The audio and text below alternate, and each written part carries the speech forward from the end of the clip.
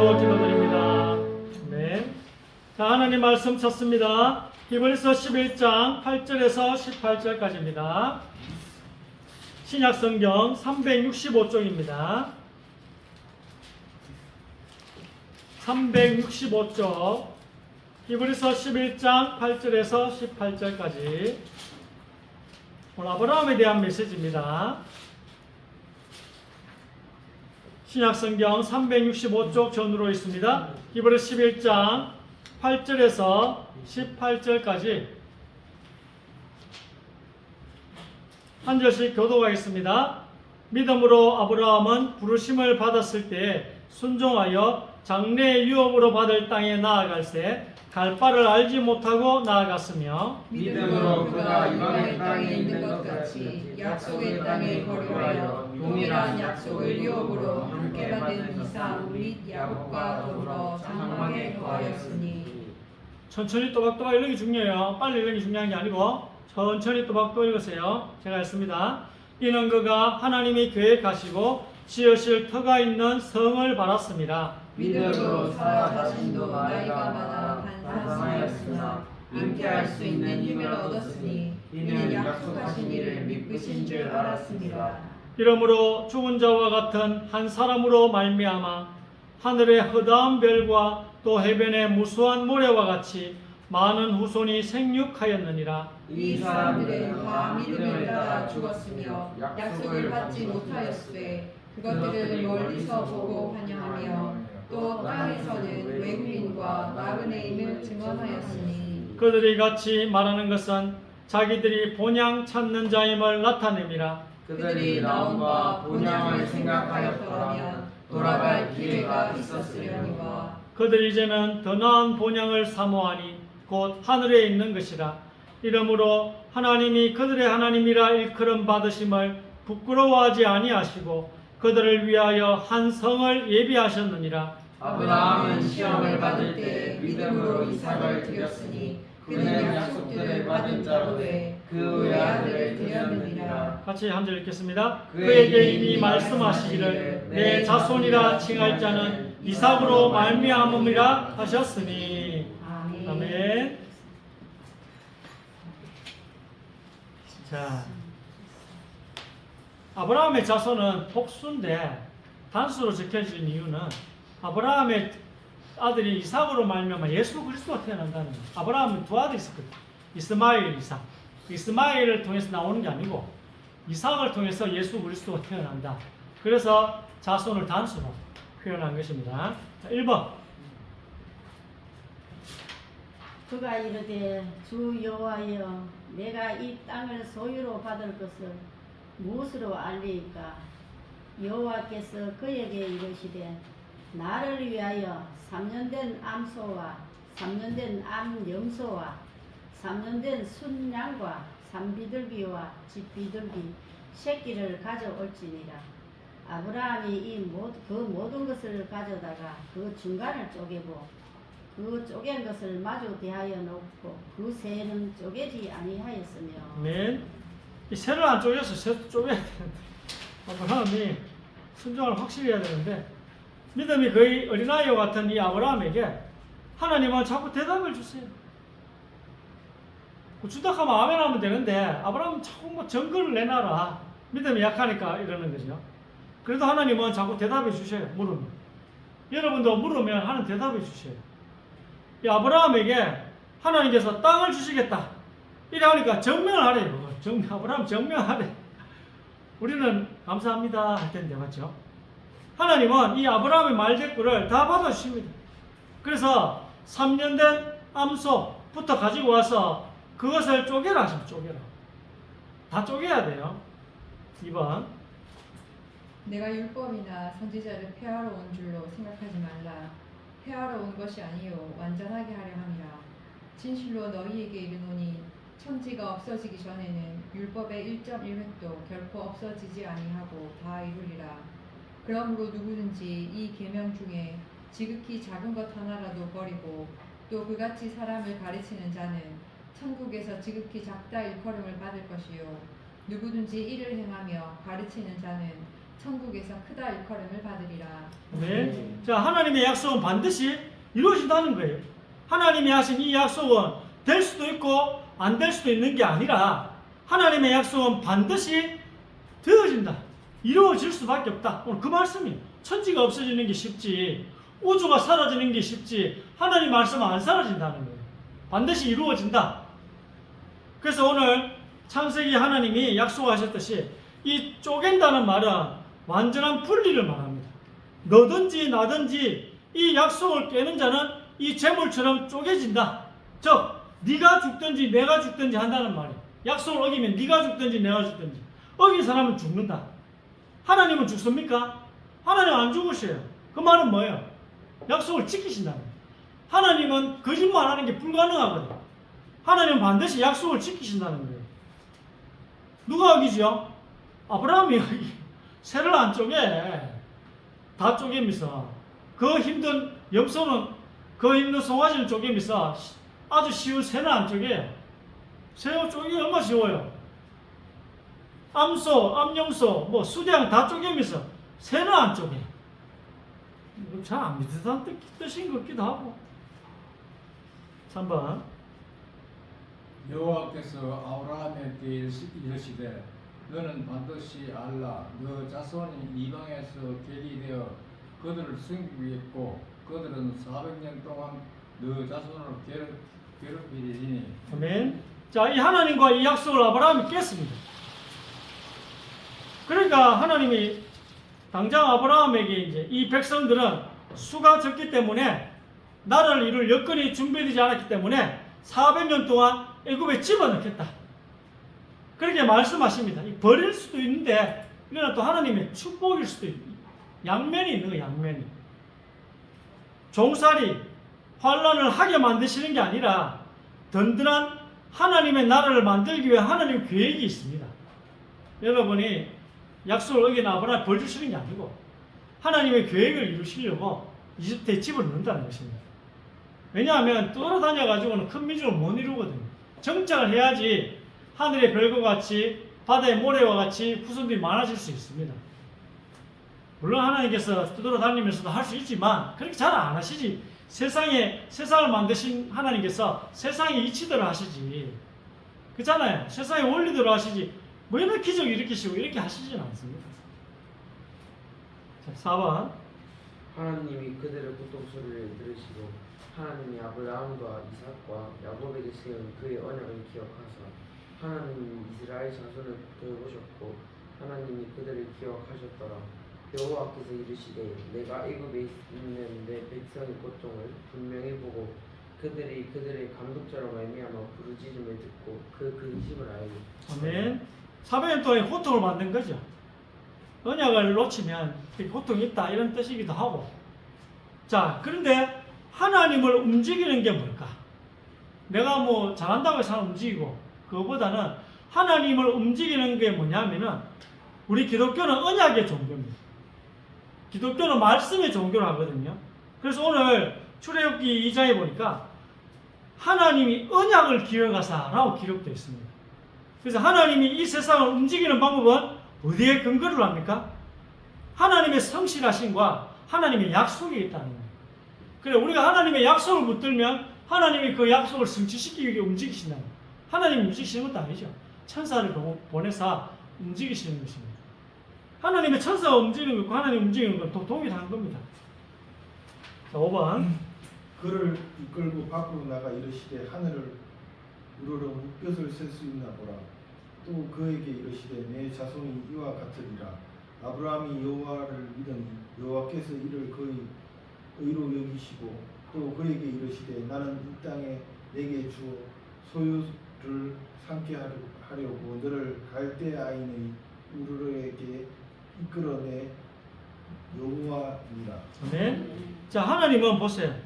아브라함에게 땅을 주시겠다 약속하시고 또 자손을 무별처럼 많게 하실 약속했습니다. 이 약속을 깨는 자는 죽습니다. 근데 아브라함이 약속을 어겼어요. 새를 안 쪼갰잖아. 그러면 약속을 어긴 아브라함이 죽어야 하는데 누가 죽습니까? 아브라함 안 죽어요. 아브라함 대신에 예수 그리스도가 죽으시는 겁니다. 이게 할례예요, 할례. 나중에 아브라함의 할례를 받거든요. 그 아브라함 죽는 거예요. 그래서 죽은 자와 같은 할례 받았다는 말은 죽었다는 뜻이에요. 목숨을 뺏어가야 되는데 그렇게 안 하시고 할례를 하시는데, 근데 이 할례가 바로 예수 그리스도를 예표합니다. 아브라함 대신에 예수 그리스도가 죽으시는 것이 바로 할례. 창세기 공부만 정확하게 마치면 성경 전체가 들어옵니다. 결국 우리 인생의 근거는 하나님의 사랑과 하나님의 성실하심입니다. 약속을 반드시 이루신다는 게 성실하시는 거거든요. 성실하다 말은 하나님은 약속을 반드시 이루신다. 그래서 기억하사, 하나님이 여러분의 기도를 기억하시는 오늘 주일 하루가 되시기를 예수님의 이름으로 축원드립니다. 네, 자, 6번. 아브라함의 아내 사례는 출산하지 못하였고 그에게 한 여종이 있으니 애굽 사람이요 이름은 하갈이라. 사례가 아브라함에게 이르되 여호와께서 내 출산을 허락하지 아니하셨으니 원하건대 내 여종에게 들어가라. 내가 꼭 그로 말미암아 자녀를 얻을까 하노라 하며 아브라함이 사례의 말을 들으니라. 아멘. 자, 이게 그 당시 문화였어요. 또 뭐 사역적으로 보면은 이래도 할 수 있겠다 생각이 들잖아요. 이 아브라함과 사라에게 위기가 신앙의 위기가 왔습니다. 그때 이 아브라함과 사례는 하나님께 물어야 돼요. 왜 이래 약속이 더딥니까? 왜 이래 약속 성취가 오래 걸립니까? 이거 물어봤어요. 그러니까 안 물어보고 덥석 세상 문화처럼 그렇게 해봤어. 그러니까 영원한 불신앙 이스마엘이 태어나가지고 지금도 이스라엘하고 아랍 민족이 싸우잖아요. 영원한 불신앙이 태어납니다. 요소아도 안 물어가지고 실수하고 아브라함도 안 물어가지고. 인류의 죄의 시작은 누군가의 말을 잘못 들음으로써 왔습니다.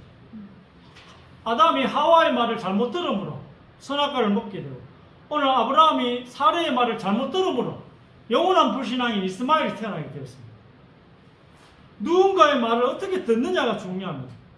사례의 말을 듣고 아브라함이 하갈을 취해서 아들을 낳았습니다.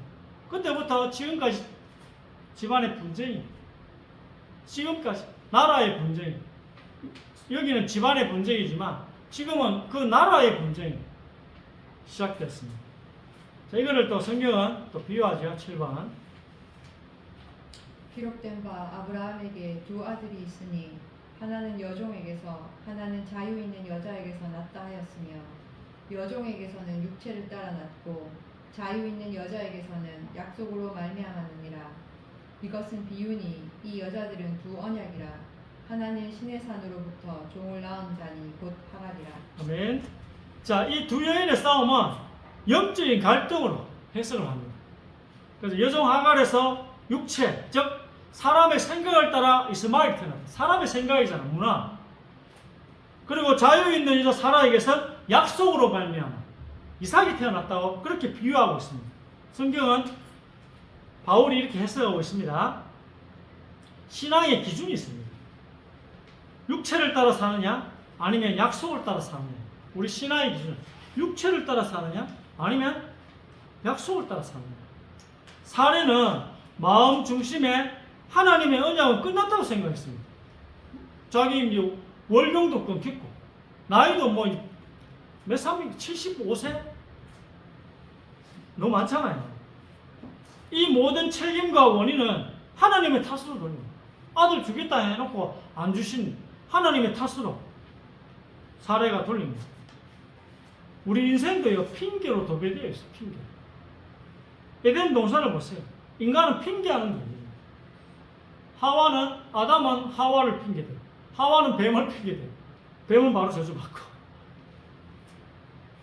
살면서 제일 바보 같은 일이 핑계를 대는, 특히 남편이 어쩌니, 아내가 어쩌니, 배우자 핑계를 대는 게 바보 같은 일이에요. 배우자 때문이 아니라 우리가 죄인이기 때문에 그렇습니다.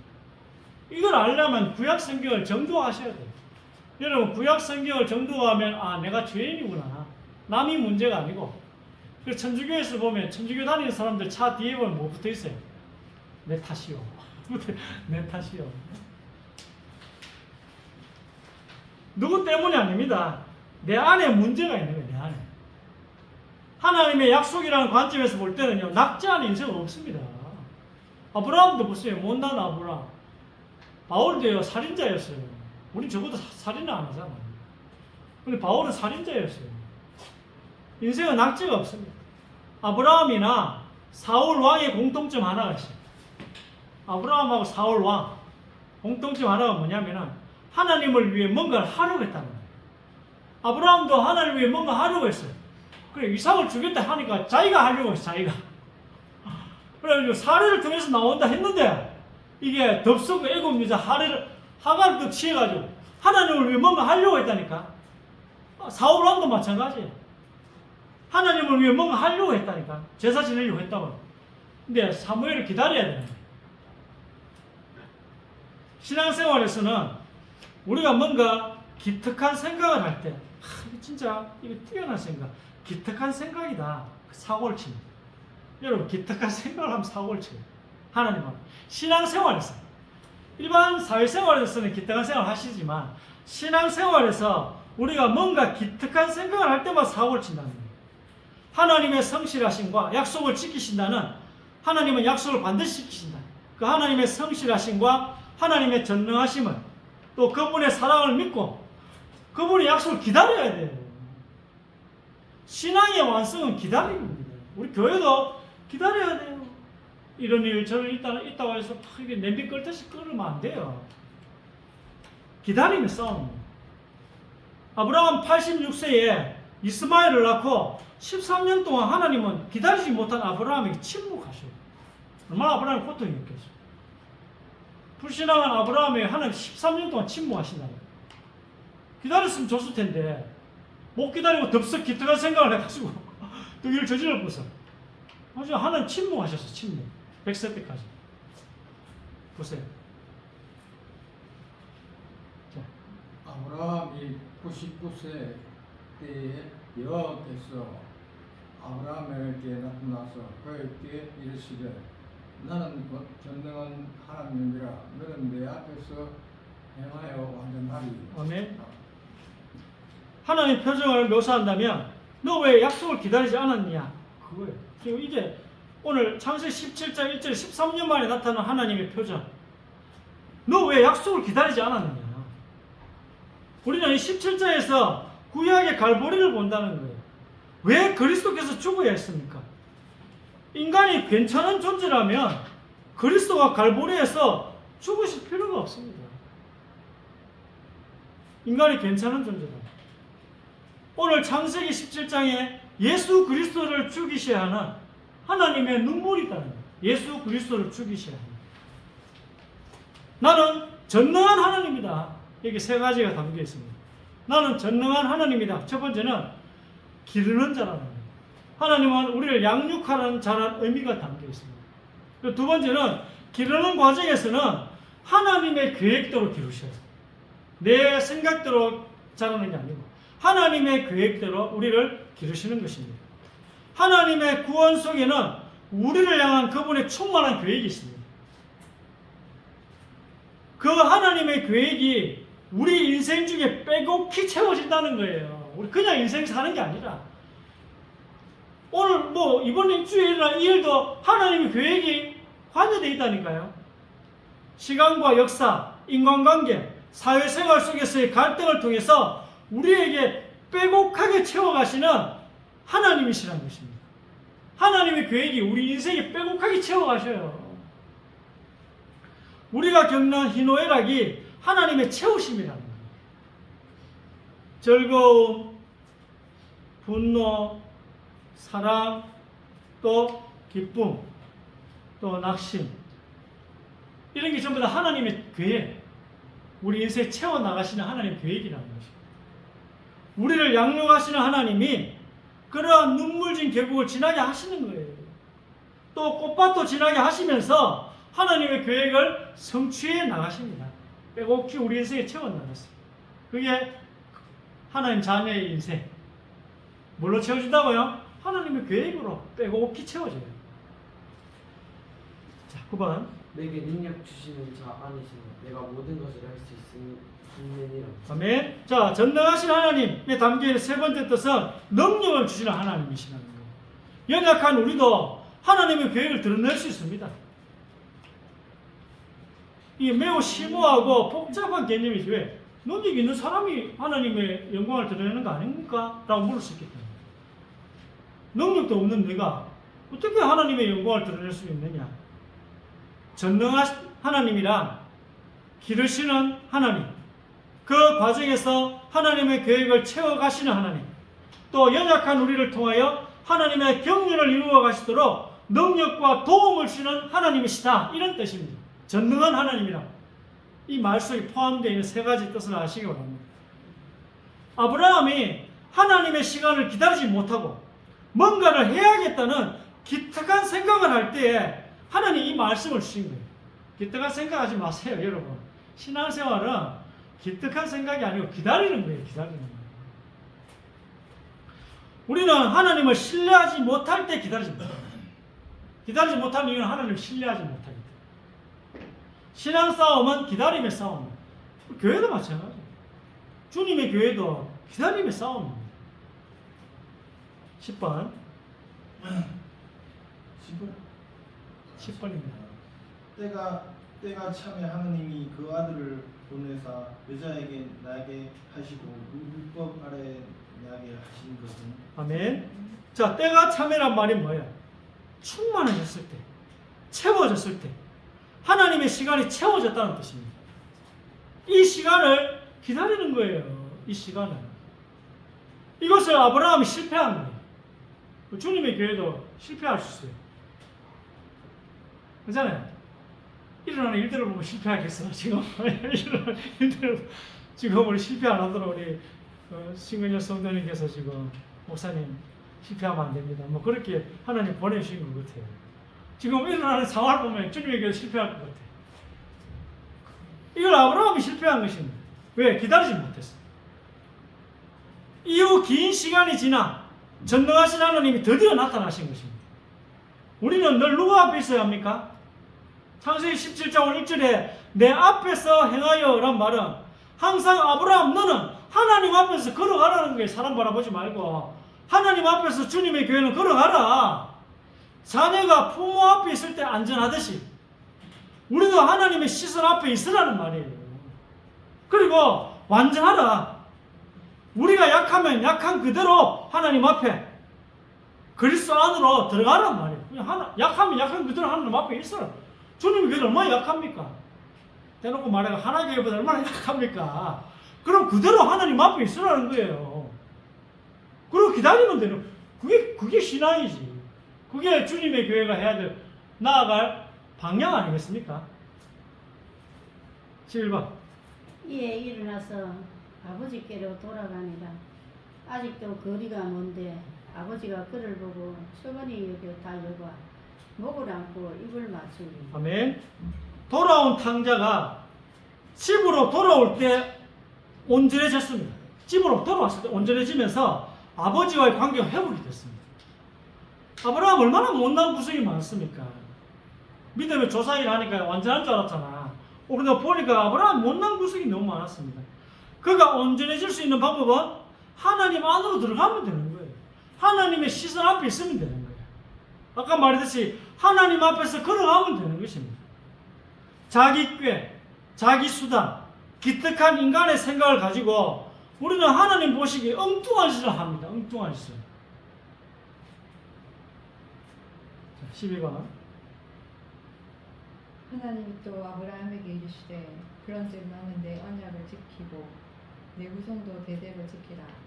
너희 중 남자는 다 할례를 받으라. 이것이 나와 너희와 너희 후손 사이에 지킬 내 언약이니라. 이러므로 죽은 자와 같은 한 사람으로 말미암아 하늘의 허다한 별과 또 해변의 무수한 모래와 같이 많은 후손이 생육하였느니라. 아멘. 자, 아브라함과 하나님 사이에 계약이 있었는데 고기를 쪼개놓고 횃불이 지나가게 합니다. 이 계약을 어기면 어긴 한쪽이 죽임을 당하는데 아브라함은 바로 어겨버립니다. 아브라함은 뭐 가나안 땅, 뭐 적과 꿀이 흐르는 땅이니까 하나님이 네게 주셨다 가되 기근 드니까 바로 내려가 버렸어요. 애국으로. 그렇잖아요. 기근 좀 드니까 그냥 내려가. 아니 하나님 앞에 있으면 되는데 하나님이 내려가게 했으면 뭘 하나님 책임지시겠지. 그 정도 믿음은 있어야 되는데 가나안 땅 갔더만 기근이 들었어. 그럼 좀 기다려야 되잖아. 바로 애굽으로 내려가 버려. 또 뭐 사례 또 자기 아내인데 여동생이라고 거짓말 뻥쳐가지고 애굽 왕한테 뺏길 뻔하고 살라고 자기가 살라고 주변 애굽 남자들이 너무 무서워. 그래가지고 아내를 켰다가는 빼앗으면서 죽을 것 같아. 그리고 또 오늘 보세요.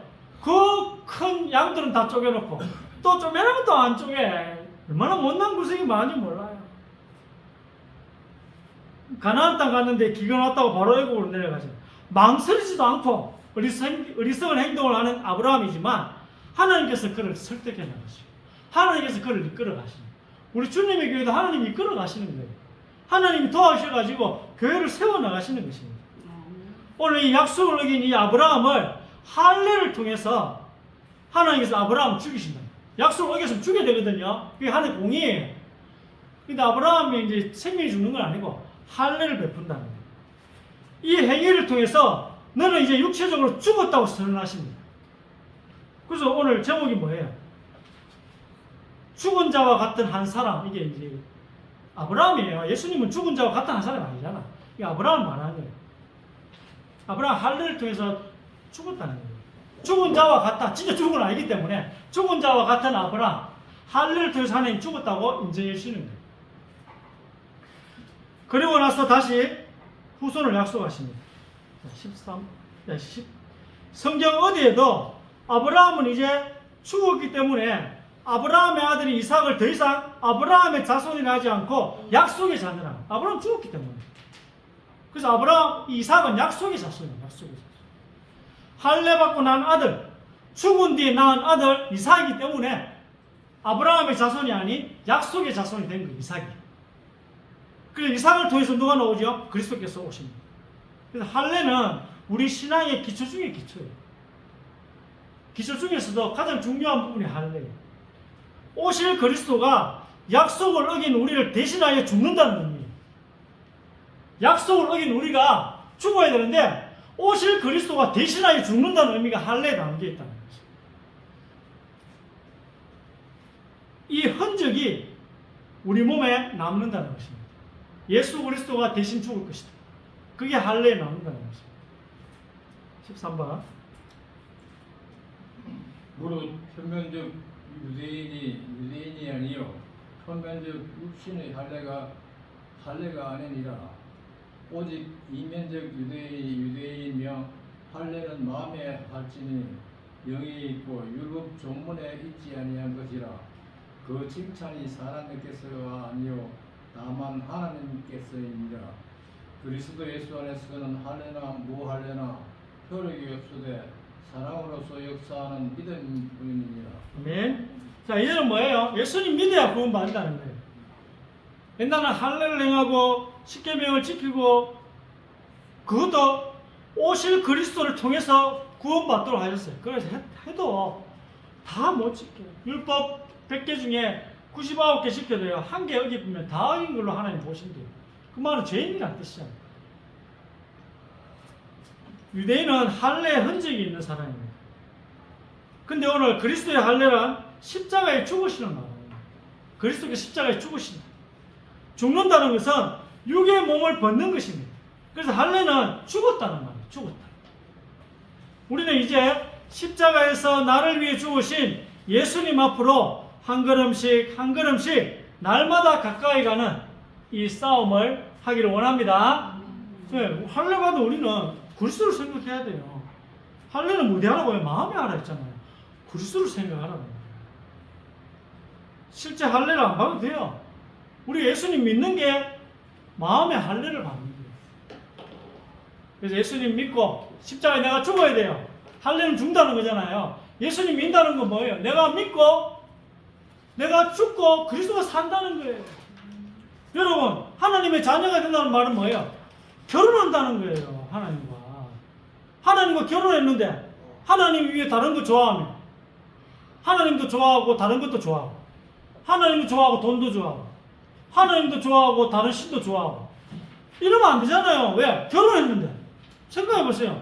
남편과 아내가 결혼했는데 남편이 아내도 좋아하고 다른 여자도 좋아해요. 말이 됩니까 이게? 여러분 이런 말도 안 되는 일을 여러분 하고 있어요 지금. 여러분이 하나님 자녀가 됐다는 말은 하나님과 결혼했단 말이에요. 하나님과 언약을 맺었다는 말은 하나님과 결혼했단 말이에요. 그리고 그거 생각해 보면 하나님 자녀로서 어떻게 살아야 되는지 답이 나옵니다. 그래서 성경에는 뭐라 기록돼? 다른 신을 섬기지 마라. 결혼했기 때문에 그 말씀 하시는 거예요. 결혼 안 했으면 그 말씀 안 하셔요. 하나님은 우리 괴롭히신 분이 아니에요. 하나님은 우리를 괴롭히시는 분이 아니에요. 마음 약한 아빠라니까. 하나님은 마음 약한 아빠예요. 어떻게든 용서해주고 싶으신 분이에요. 그런데 우리가 결혼했기 때문에 다른 신을 섬기지 말라 하는 거예요. 결혼했기 때문에. 이건 지극히 정상적이에요. 지극히 정상적. 지극히 정상적인 말을 제가 합니다. 다 받으시기를, 오늘 설교를 하나님의 말씀으로 받으시기를 주의 이름으로 축원합니다. 아멘. 기도하겠습니다. 세계를 창조하신 전능하신 하나님, 오늘 말씀의 문을 여사 우리의 마음에 또 우리의 영안을 열어 주시옵소서. 살아계신 주님께서 이 시간 하늘의 문을 여시사 영적인 큰 힘을 허락하여 주옵소서. 오늘 아브라함이 주시던 참된 믿음을 또한 우리에게 허락하여 주셔서 주님의 교회를 통하여 참된 전도운동이 이 지역에 또 우리가 살고 있는 현장에 일어나게 하여 주옵소서. 산 증거가 일어날 수 있도록 지금 이 예배 시간에 역사해 주옵소서. 예수 그리스도의 이름으로 기도드립니다. 아멘.